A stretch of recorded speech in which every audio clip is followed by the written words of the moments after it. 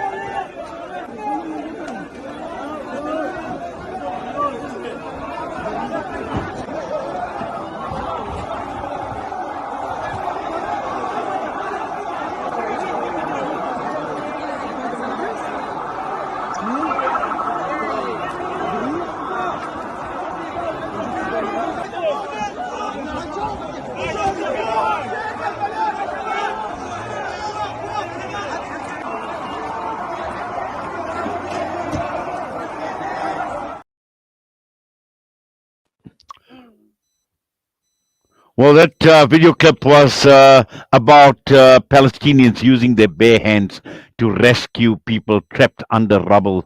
And the images alone are horrific. And this is exactly what Dr. Aisha Soni's article is all about.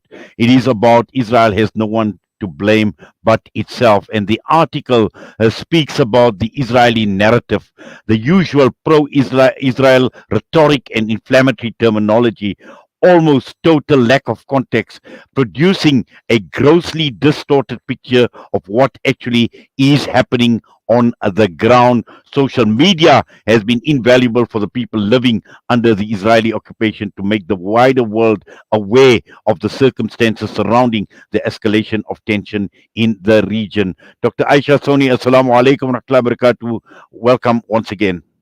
No, Dr. Aisha Soni still not with us. Hopefully, we will connect. But again, this article speaks about social media. It speaks about the Israeli rhetoric, and we hear it over and over again, where the wider world is now becoming wise. The wider world is becoming aware of the situation, the reality, the stark reality, the gross images that we see, the entire world. It is there for everyone to see very, very clearly. Dr. Aisha, I believe, is back. Assalamu alaikum wa rahmatullahi wa barakatuh.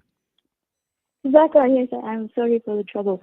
So we're just talking about the reason that I've written the article, and I just do believe that there's a lot going on in the media, and there's almost become a little bit taboo to talk about the armed resistance and how legitimate it is, and actually just supporting the armed resistance fully. So I tried to take a little bit away from the emotive side and just look at the facts of why the armed resistance is actually happening. And it's really just an action to a reaction of what has been a systematic occupation of the Palestinian land for the past 75 years. So while most of us know that Israel is an apartheid state, most of the listeners, I'm sure, will agree that Zionism, nothing to do with actual any religion, is actually racist. It's a lot of the facts that we need to know so we can talk to people, and we actually want to talk to people who are reading the headlines that can be very polarized and very pro-Israeli a lot of the time. And so that's just what I wanted to focus on mostly.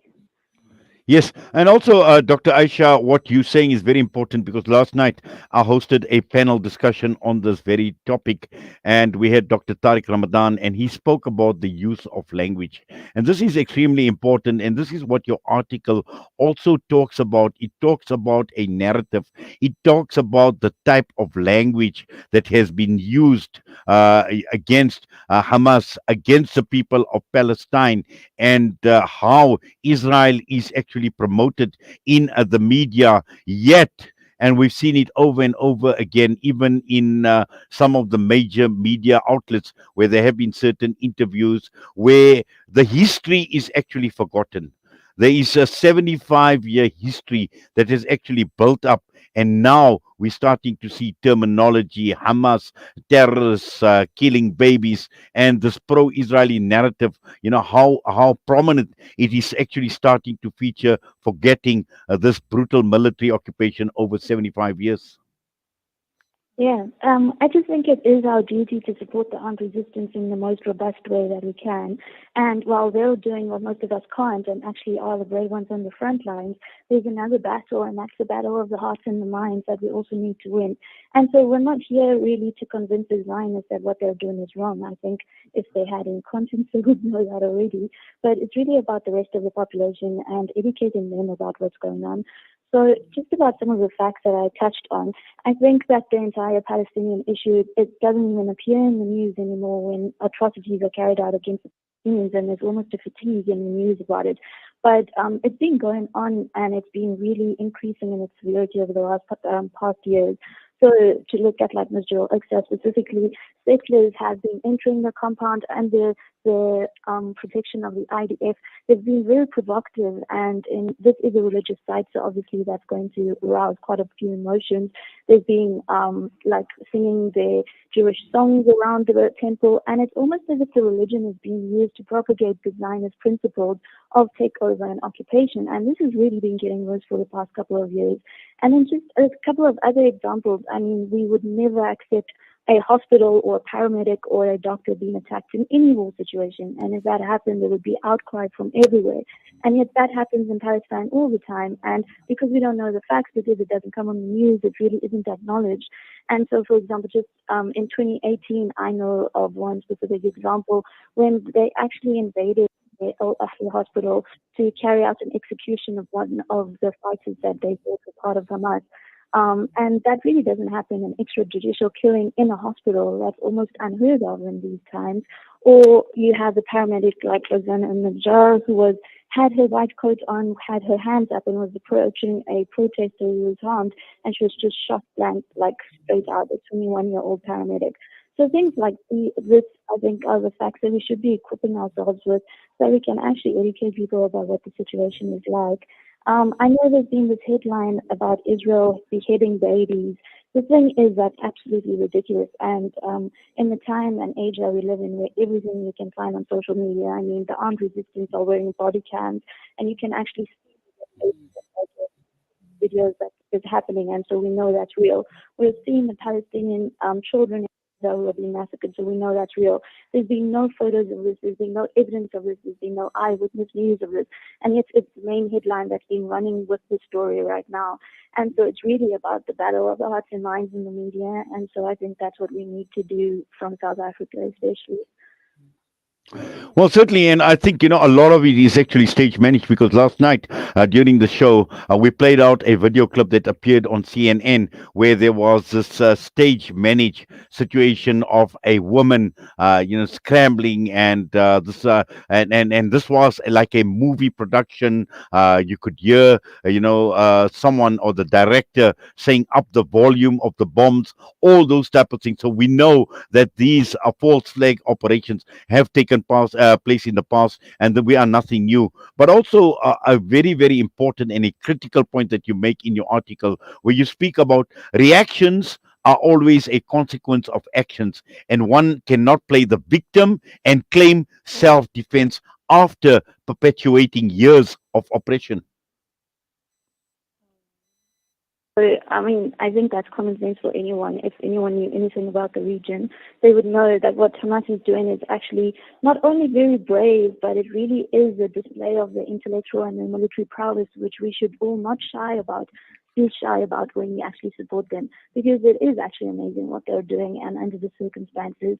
And it has been in response to them being sanctioned, even though they were democratically elected back in 2008, and then really thriving under the most difficult of circumstances. And we all know the realities of the Zionist regime.